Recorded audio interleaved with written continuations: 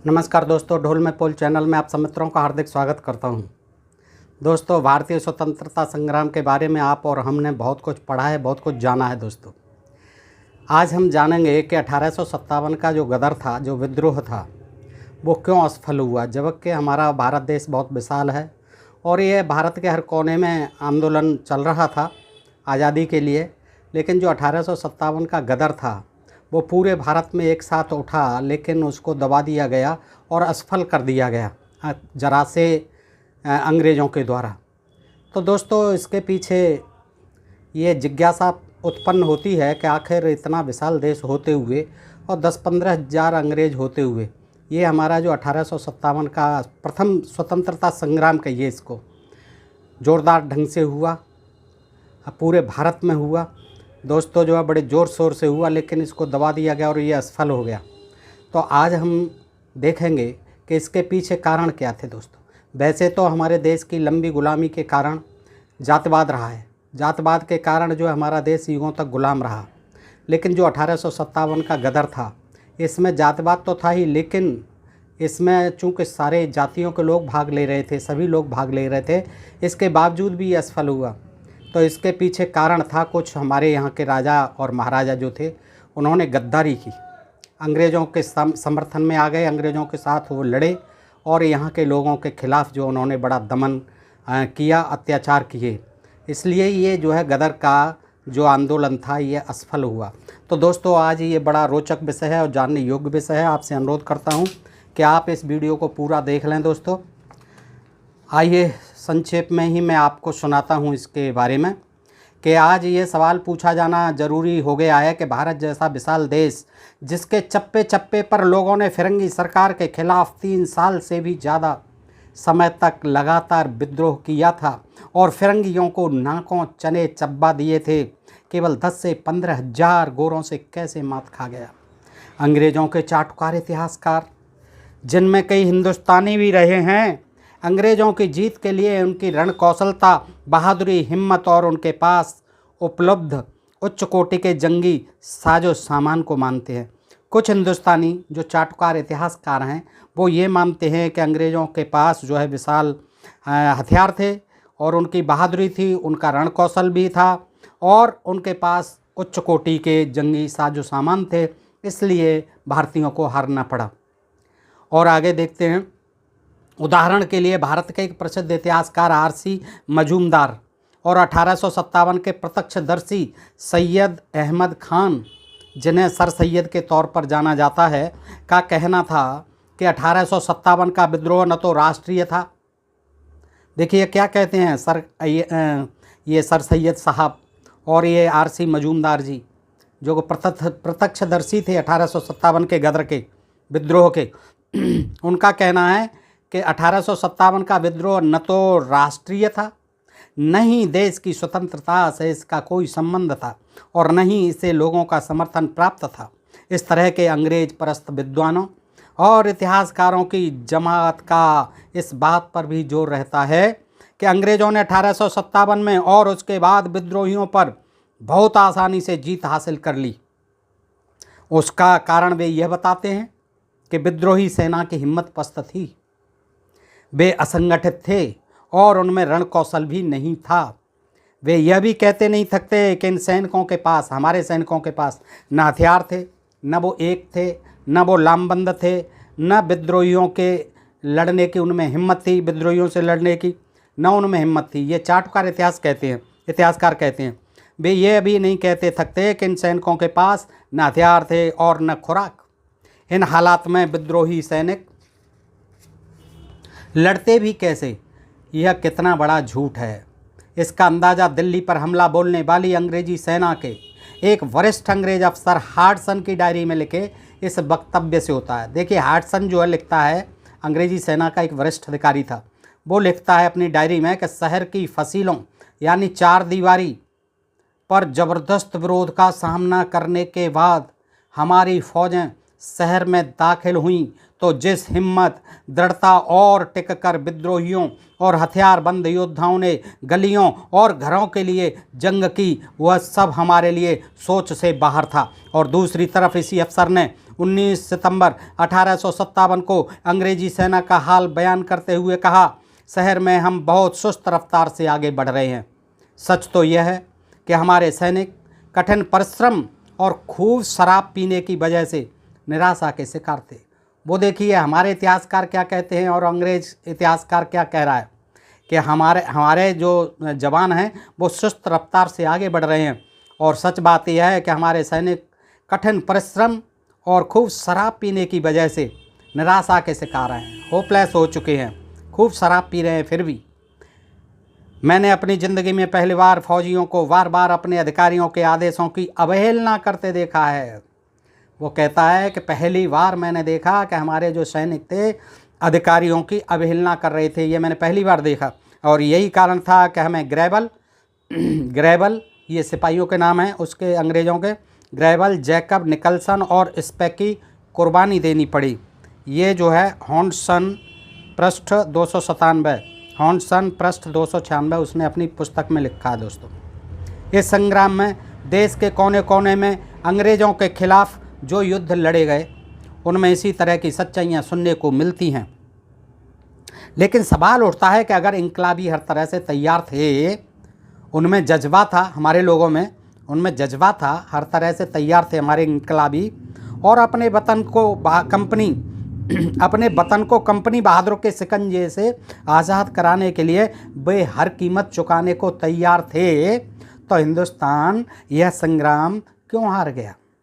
इसका जवाब खोजना जरा भी मुश्किल नहीं है। अंग्रेज शासक षड्यंत्र करने में माहिर थे। फूट डालो राज करो, उन्होंने भी कुछ नीति का इसका पालन किया। यहाँ की देखी नीति जो है, उन्होंने भी जातवेद को बढ़ावा दिया।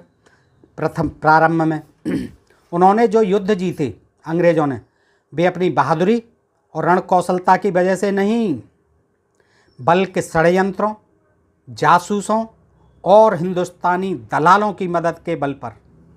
अगर पलासी के युद्ध में मीर जाफ़र जैसा गद्दार न होता तो सिराजुद्दौला का हारना असंभव था। ये इतिहास की कट सच्चाई है दोस्तों, ये जान लें आप कि पलासी के युद्ध में मीर जाफ़र जैसा गद्दार नहीं होता तो सिराजुद्दौला का हारना असंभव था। वहीं से ईस्ट इंडिया कंपनी की नींव पड़ी थी कि टीपू सुल्तान इसलिए हारे क्योंकि मीर सादिक, मीर गुलाम अली, कासिम अली और दीवान पूर्णिया जैसे गद्दार अंग्रेज़ों के कुकर्मों में हिस्सेदार बन गए थे। यहाँ के लोग ही अगर गद्दारी नहीं करते, सारे दुश्मनों के साथ जितने भी आक्रांत आए, यहाँ के लोग अगर गद्दारी नहीं करते तो ये देश कभी गुलाम नहीं होता। ये बिल्कुल स्पष्ट है। और एक ये जातवाद की फूट नहीं होती तो ये देश कभी गुलाम नहीं होता, और न कभी गुलाम होगा अगर ये एकता बनी रहे। तो इतिहासकार जॉन विलियम केई ने उस दौर की घटनाओं का प्रत्यक्षदर्शी था, इतिहासकार था। 1868 में छपी अपनी पुस्तक अ हिस्ट्री ऑफ स्पाई और सिपाही वार इन इंडिया में माना, अपनी पुस्तक में अ हिस्ट्री ऑफ सिपाही वार इन इंडिया में माना 1868 में छपी थी। किसकी? विलियम केई। ये जो है इतिहासकार था जॉन विलियम केई। उसने अपनी पुस्तक में लिखा कि सच तो यह है कि हिंदुस्तान में हमारी सत्ता की पुनर्स्थापना का सेहरा हमारे हिंदुस्तानी समर्थकों के सर है, जिनकी हिम्मत और बहादुरी ने हिंदुस्तान को अपने हमवतनों से छीनकर हमारे हवाले कर दिया। अब देखो दोस्तों, आते हैं हम धीरे धीरे कि यहाँ के लोग कितने गद्दार थे, क्या क्या गद्दारी की उन्होंने। सच तो यह, देखो क्या लिखा है उसने, सच तो यह है कि हिंदुस्तान में हमारी सत्ता की पुनर्स्थापना का, हमारी जो सत्ता यहाँ जमी उसका श्रेय हमारे हिंदुस्तानी समर्थकों के सर है।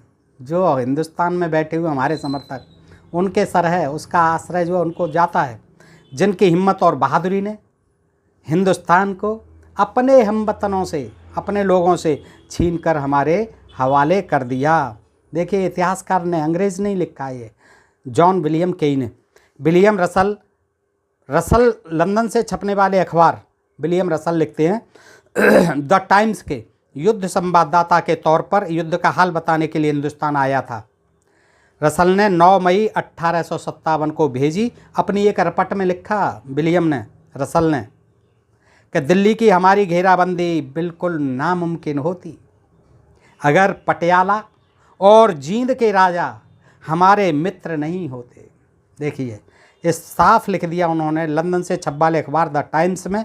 किसने? विलियम रसल, जो यहाँ की कवरेज करने के लिए आया था, युद्ध की, इतिहासकार था और संवाददाता था। उसने लिखा अपनी पुस्तक में कि 1857 को अपनी एक रपट में लिखा कि दिल्ली की हमारी घेराबंदी बिल्कुल नामुमकिन होती, कोई सवाल ही पैदा नहीं होता है घेराबंदी करने का दिल्ली को, लेकिन अगर पटियाला और जींद के राजा हमारे मित्र नहीं होते। दोस्तों देखिए, गद्दारी की कथा जो है बहुत विचित्र है। रसल ने अपनी कई रपटों में इस सच्चाई को भी स्वीकारा कि अगर लखनऊ और दिल्ली के मोर्चों पर नेपाल के राजा के गोरखा सैनिक नहीं पहुंचते तो अंग्रेज़ों की जीत असंभव थी। यह संग्राम किस वजह से हारा गया, इसका मार्मिक वर्णन संग्राम के एक प्रमुख सेनापति नाना साहब के उस अंतिम पत्र में मिलता है जो उन्होंने 1858 में देशवासियों के नाम लिखा था। नाना साहब ने प्रमुख सेनापति थे और अपने अंतिम पत्र में 1858 में देशवासियों के नाम लिखते हैं। क्या लिखते हैं? कि यह पराजय उनकी अकेली की नहीं थी, बल्कि पूरे देश की थी। हम देश की स्वतंत्रता के लिए लड़े। शैतान रजवाड़ों ने अपने स्वार्थ के लिए इस देश को अंग्रेज़ों के हवाले कर दिया। क्या? स्वार्थी शैतान रजवाड़ों ने अपने स्वार्थ के लिए इस देश को अंग्रेज़ों के हवाले कर दिया। नाना साहब ने लिखा 1858 में अपने पत्र में, जबकि अंग्रेज़ों की हमारे सामने कोई हैसियत ही नहीं थी। यहाँ पर कुछ महत्वपूर्ण गद्दार रजवाहों के उन शर्मनाक कारनामों को पेश किया जा रहा है जो उन्होंने 1857 के विद्रोह को कुचलने के लिए ब्रिटिश सरकार के निर्देशों पर अंजाम दिए थे।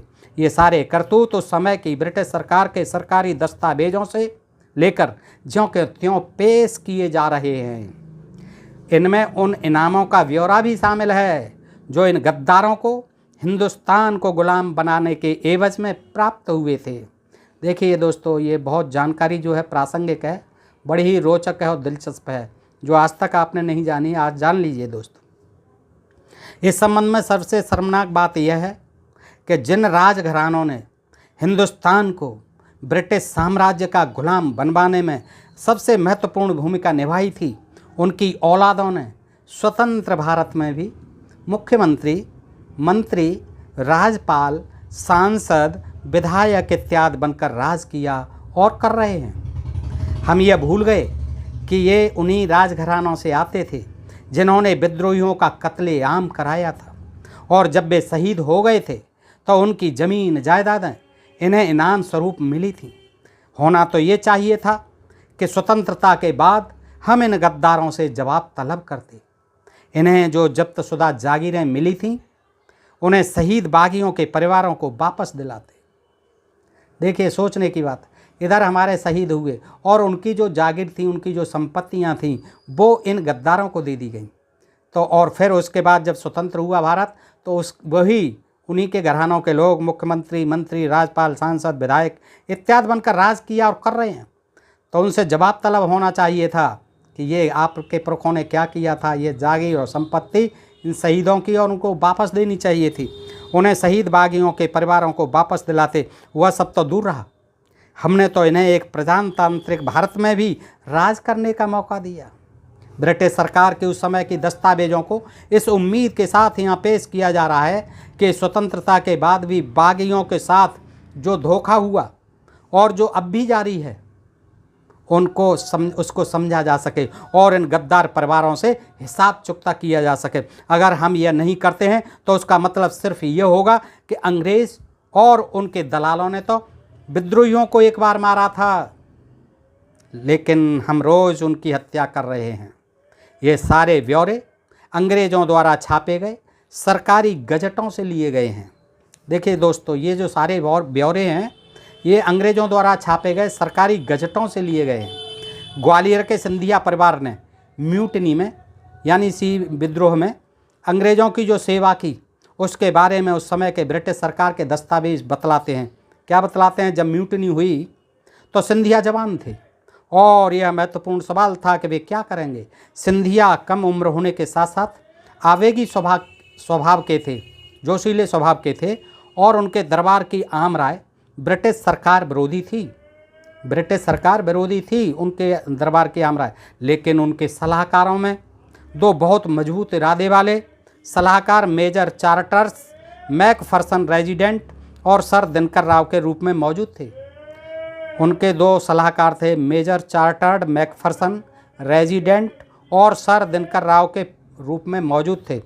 उन्होंने सूझबूझ और सख्ती से सिंधिया को यह समझा दिया कि चाहे हालात जितने भी खराब हों, उन्होंने सूझबूझ और सख्ती से, दोनों ने, दिनकर राव ने और चार्टर्स मैकफर्सन रेजिडेंट, उसने सिंधिया को यह समझा दिया सख्ती से कि चाहे हालात जितने भी खराब हों, आखिर में जीत अंग्रेज़ों की ही होगी। चाहे कुछ भी हो जाए, कितने भी हालात ख़राब हो जाएं, उन्होंने सिंधिया को समझा दिया। तो सिंधिया ने तुरंत अपनी निजी सुरक्षा सैनिक टुकड़ी को जनाब कॉलविन के पास आगरा सहायता के लिए भेज दिया। 30 मई को तांत्या टोपे और लक्ष्मीबाई झांसी की रानी ग्वालियर के सामने आए और सिंधिया से आह्वान किया कि वे उनके साथ आ जाएं।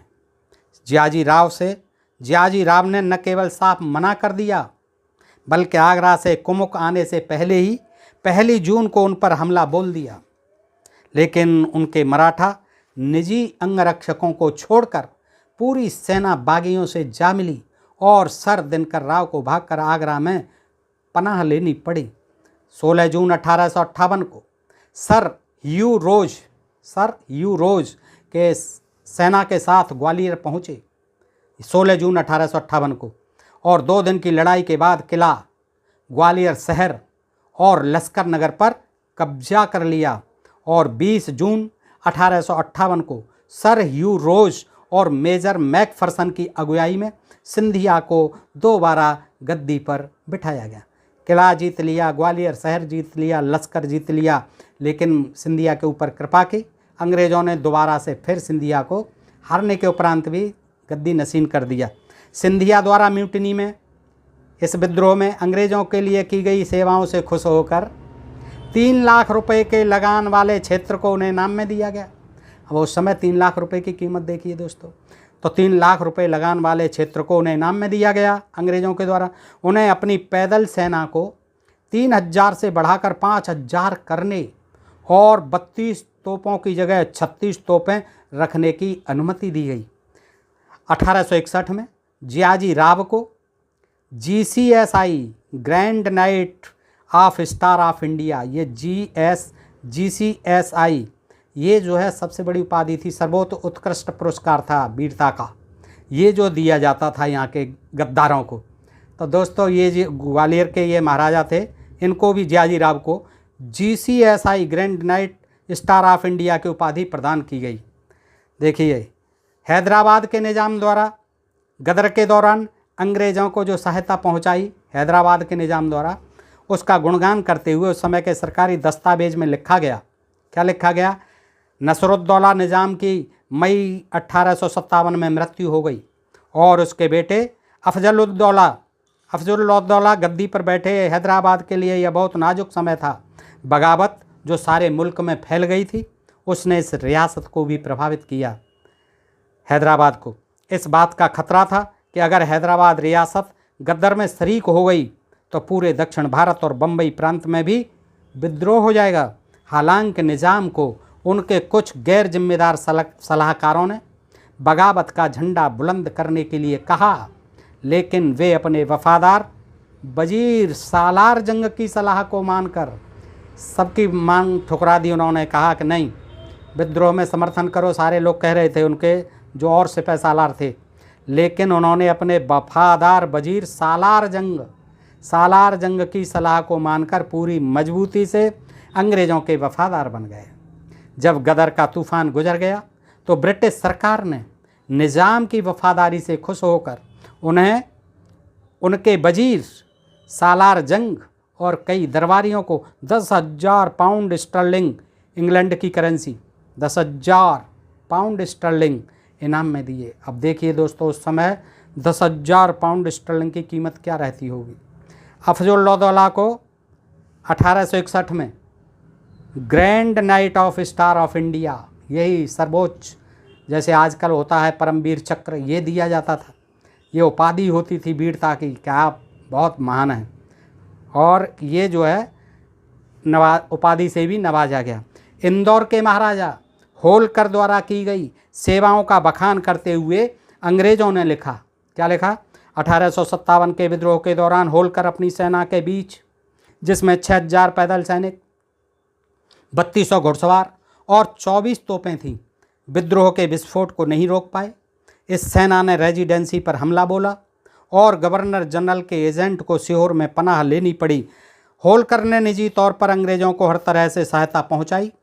उन्होंने डाक सेवाओं को लगातार बनाए रखा और काफ़ी खतरे उठाकर अंग्रेज़ों की हिफाजत की।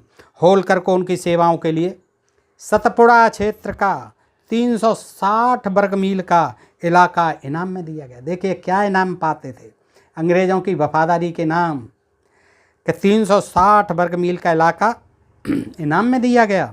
किसको? ये जो होलकर साहब थे, इंदौर के महाराजा। 1860 में होलकर को अंग्रेज़ों की मदद के लिए सेना खड़ी करने के खर्चों के रूप में 3 लाख रुपए अदा किए गए। तुकाजी राव को 1861 में GCSI बनाया गया और काउंसलर ऑफ द एम्प्रेस तथा CIE की उपाधियों से नवाजा गया। परमवीर चक्र, महावीर चक्र, ये जितने भी आजकल हमारे चक्र हैं, ये सब अंग्रेज़ों के अपने चक्र होते थे। परमवीर और ये सब इनको दिए जा रहे थे, हमारे राजा महाराजा ले रहे थे और तमाम जागीरें ले रहे थे। जयपुर के महाराजा द्वारा म्यूटनी में अंग्रेज़ों के लिए की गई खिदमतों को गिनवाते हुए लिखा कि महाराजा राम सिंह ने 1851 में सत्ता ग्रहण की। गदर के दौरान उन्होंने अपनी पूरी शक्ति को पॉलिटिकल एजेंट, अंग्रेजी सरकार का प्रतिनिधि को उपलब्ध करा दिया।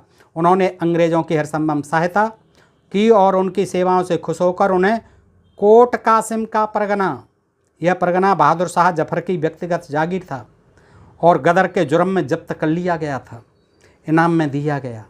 देखिए ये बहादुर शाह जफर की मिल्कियत थी और उसको जो है इनको सौंप दिया गया महाराजा राम सिंह जी को, जिन्होंने के गदर में अपनी पूरी शक्ति को अंग्रेज़ सरकार का प्रतिनिधि बन करके सारी शक्ति उनको दे दी थी, सेना शक्ति। उन्हें 1862 में GCSI की उपाधि दी गई। देखिए यहाँ के जो राव थे, ये जमींदार थे, ये सब खुश हो करके इन गद्दारों को बनाया गया था। दोस्तों ये जानने की चीज़ें हैं, ये दस्तावेज़ों में सब लिखी हुई हैं। जोधपुर रियासत के महाराजा की गदर के दौरान सेवाओं को सराहते हुए लिखा गया कि महाराजा तख्त सिंह ने, ये जोधपुर के महाराजा थे, महाराजा तख्त सिंह ने म्यूटनी के दौरान अंग्रेज सरकार की अच्छी तरह सेवा की। उन्हें 17 तोपों की सलामी का अधिकार दिया गया। देखिए 17 तोपों की सलामी का अधिकार दिया गया। उनकी 1873 में मृत्यु हुई। जैसे हमारे यहाँ राष्ट्रपति जी को दिया जाता है तोपों की सलामी, वैसे ही उन्हें 17 तोपों की सलामी का अधिकार दिया गया। उनकी 1873 में मृत्यु हुई और उनके बड़े बेटे जसवंत सिंह को गद्दी पर बिठाया गया। उन्हें GCSI की उपाधि से सम्मानित किया गया बेटे को, और उनको दी जाने वाली तोपों की सलामी को बेटे की 17 से बढ़ाकर 21 कर दी गई तोपों की सलामी।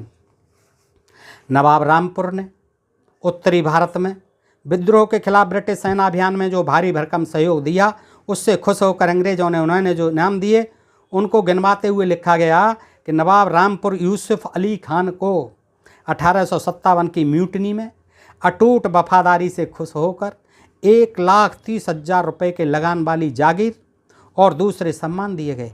उनको दी जाने वाली सलामी तोपों की संख्या भी बढ़ा दी गई। 1864 में उनके बेटे नवाब कल्बे अली खान रामपुर की गद्दी पर बैठे और उन्हें GCSI और CIE की उपाधियां प्रदान की गई। देखिए किस तरह से अंग्रेज़ों ने जो है इनको अपना गुलाम बनाया और किस तरह से इनके जो हौसला बढ़ाए, किस तरह से इनको मान सम्मान दिए।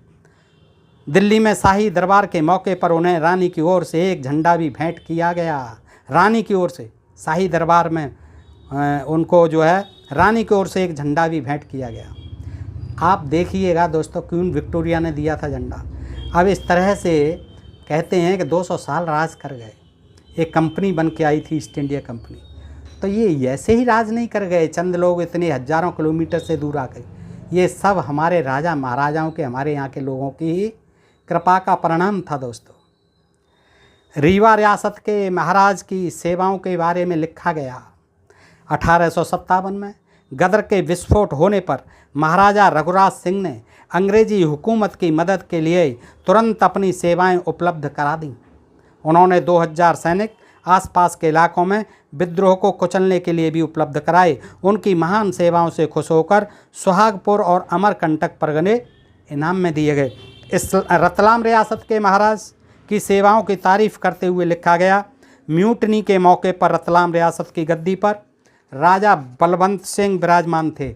उन्होंने म्यूटनी के खिलाफ बिना झिझक जबरदस्त सेवा की। इससे खुश होकर उनके उत्तराधिकारी को खिलअत, शाही पोशाक और अंग्रेजी सरकार की ओर से धन्यवाद दिया गया। टिहरी रियासत के महाराज ने गदर के दौरान अंग्रेज़ों की जो सहायता की और उसके बदले में महाराज को जो कुछ मिला उसकी चर्चा करते हुए लिखा गया। म्यूटनी के दौरान सुदर्शन शाह ने अंग्रेज सरकार को बहुत महत्वपूर्ण सहायता पहुंचाई।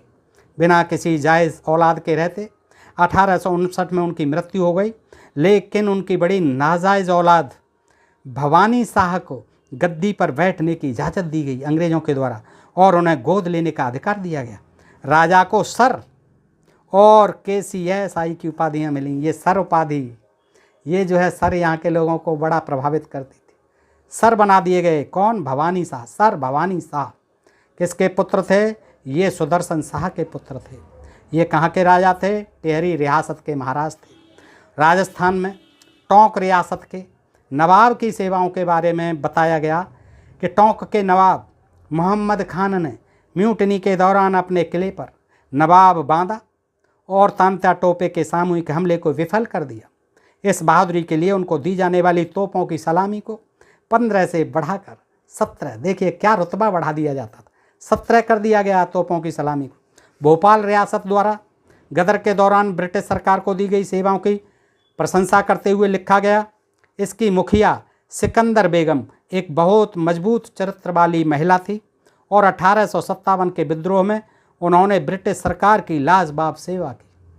उन्होंने ब्रिटिश साम्राज्य के दुर्भाग्यपूर्ण काल में सहायता उपलब्ध कराने में जरा सी भी झिझक नहीं दिखाई।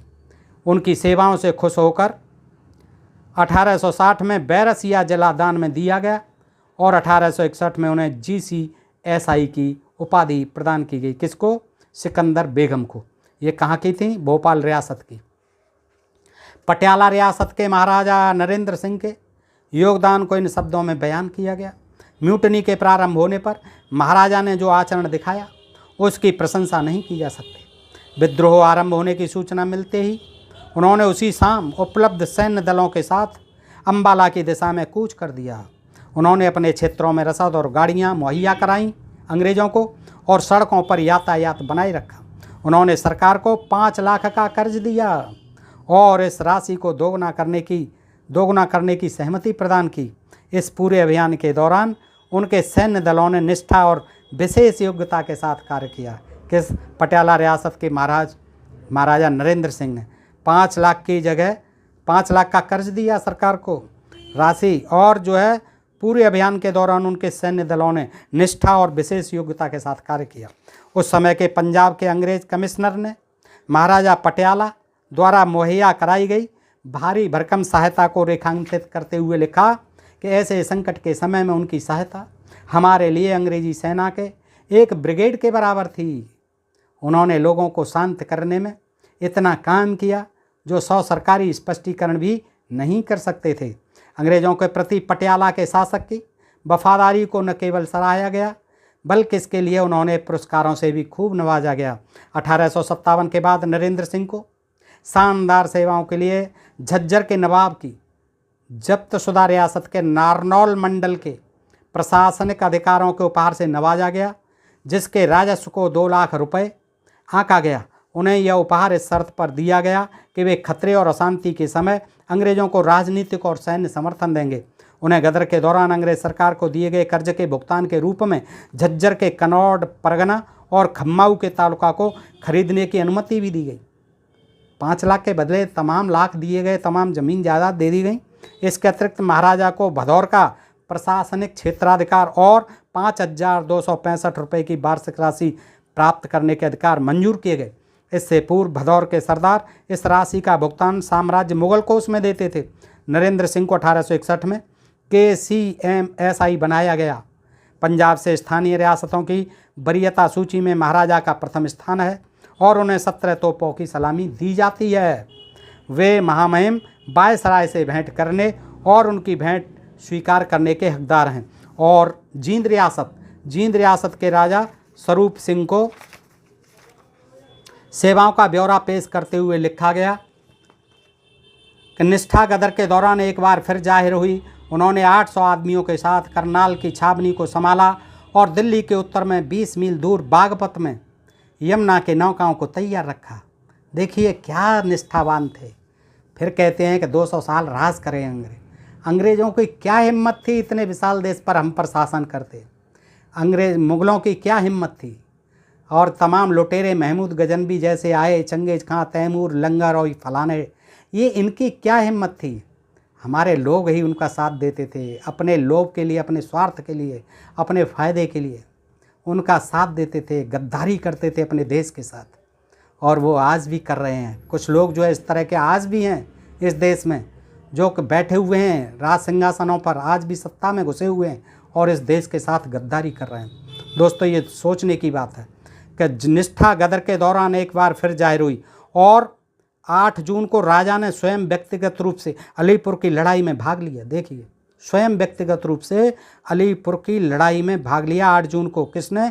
जींद रियासत के राजा स्वरूप सिंह ने, और जिसके लिए मुख्य सेनापति ने उन्हें बधाई दी और उन्हें अपना उपहार स्वरूप जब्त की हुई एक तोप पेश की। ये दस्तावेज जींद के राजा की उन सेवाओं का विशेषकर उल्लेख करते हैं जो उन्होंने दिल्ली के मोर्चे पर की।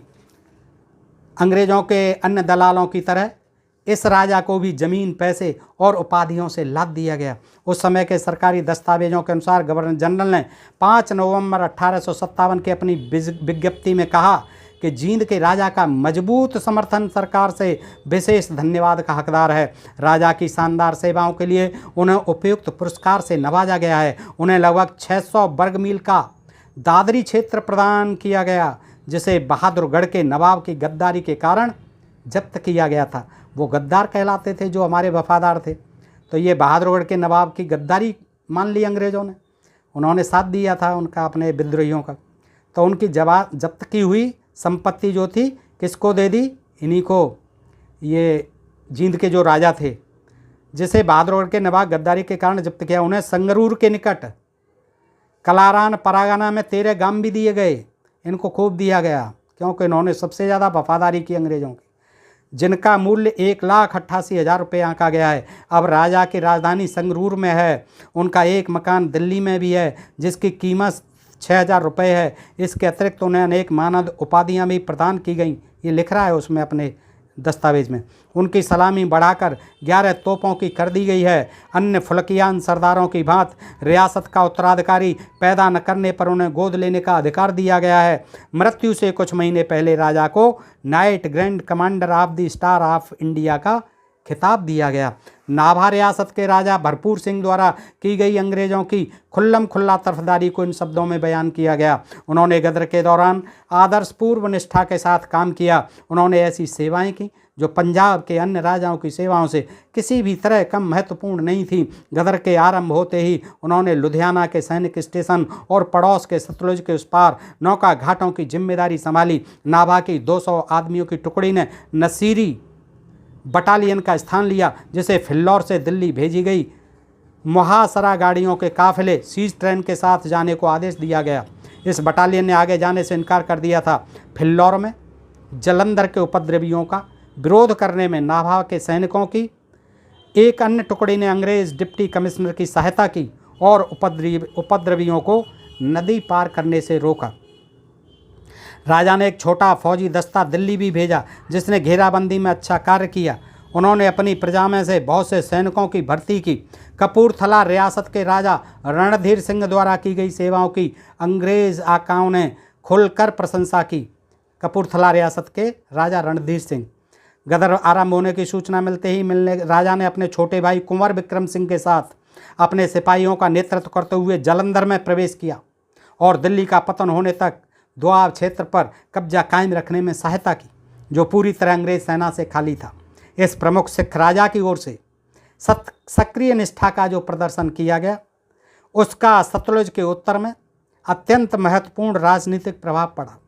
राजा को राजाए राजगान की उपाधि देकर और कर में 25,000 रुपये सालाना की कटौती करके उनकी सहायता को सराहा गया।